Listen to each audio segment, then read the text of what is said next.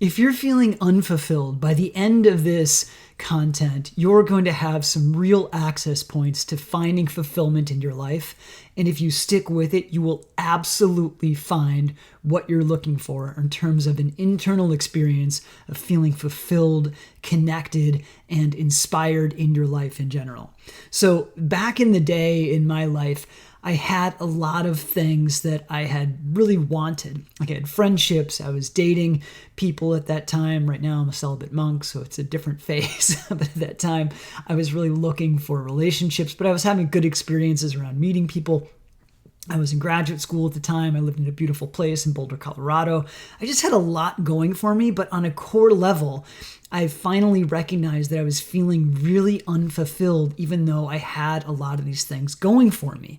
And so I really started searching for how to shift this internal experience that I was lacking.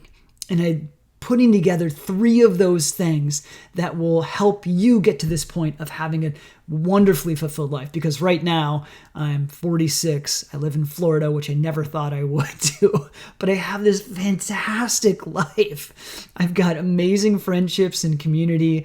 I have amazing roles that I contribute in. One of them is creating content like this. Another one is a psychotherapist and psychologist for young people that I really enjoy. I have a thriving spiritual community and spiritual life, where every day I create access to feeling deeply, deeply connected to myself, ultimately, right?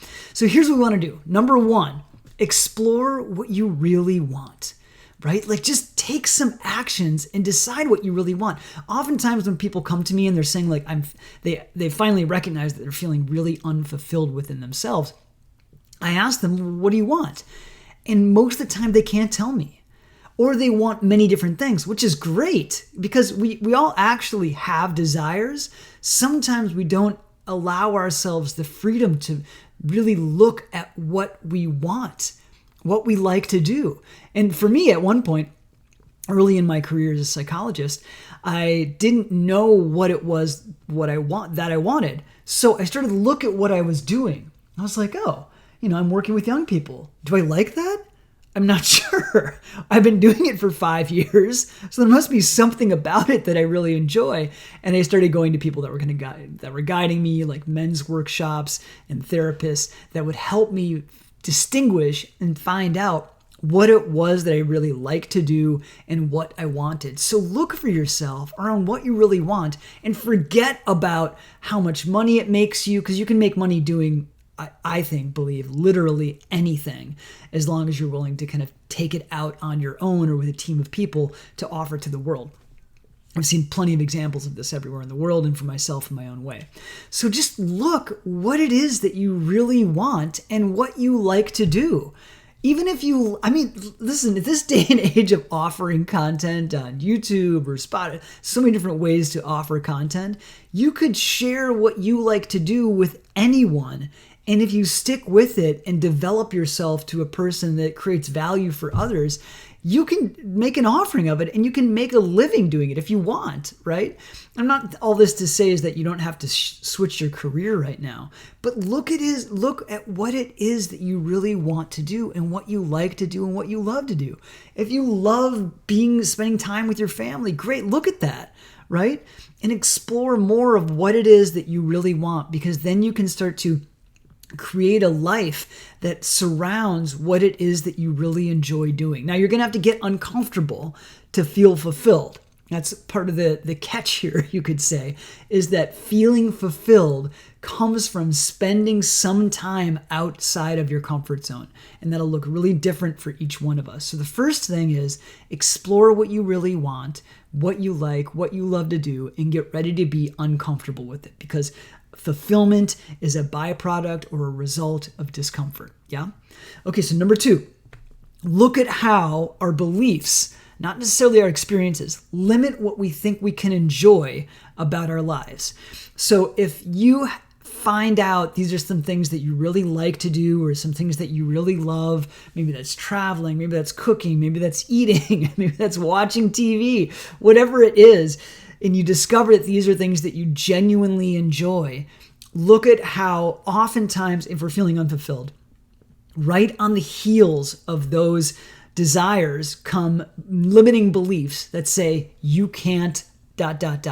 or you're not allowed to, or there's not enough time to, or you don't have enough energy. And there will often be all of these limiting beliefs, which is the expression of that experience of unfulfillment. And usually the unfulfillment is some kind of a program that we run, that we took on from our families or environment early on in our life. Look at how there are limiting beliefs that stop us from following the desires of what we really want. Because in some ways, the unfulfillment serves a very clear purpose.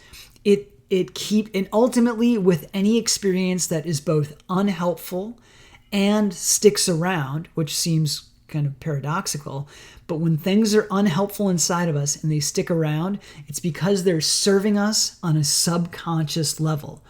Oftentimes, in this case, unfulfillment comes from a place of feeling familiarity, feeling safe, and feeling comfortable in a way that it can kind of limit us, right? So if we look at, and we don't have to do this, but you can look at, okay, unfulfillment, how does that keep me safe? How does that keep me comfortable? How is it kind of nice in a way? It's like a warm, wet blanket. It might keep you warm, but it's also pretty darn uncomfortable, right? So look at how there are limiting beliefs that keep us from getting outside of our comfort zone and doing things that could really unlock something wonderful for us and keep us in the comfort zone of keeping us in the familiar and in what keeps us the same and not growing in the ways that will actually have us feel fulfilled in our lives. And the third thing that you can do is to contribute and offer. If you're feeling unfulfilled in your life, practice stopping being self-absorbed and looking at it as what you need and what you want, and look out around you in terms of what you can offer and contribute to the world. For me, I spent actually the better part of my entire life focused on self-serving needs, what I wanted to feel better, feel more comfortable, feel all these things, but it was all about me. And what got me to the next level of feeling a deep sense of fulfillment, connection, offering, connected to other people, the glory of service, was looking at what other people needed and wanted, both kind of strangers like you could say, and what people in my life kind of needed and wanted, and how could I contribute to that? How could I offer myself more and more? Because then what happened for me is this, I would say, an infinite amount of energy or infinite amount of ability to want to offer. Like I stopped caring about myself in a certain way.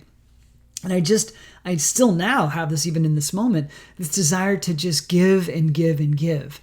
And this is one of those secrets to fulfillment that if you find, oh my gosh, it can unlock something quite extraordinary in your life. So you've got this, keep working on it, and I'll see you next time.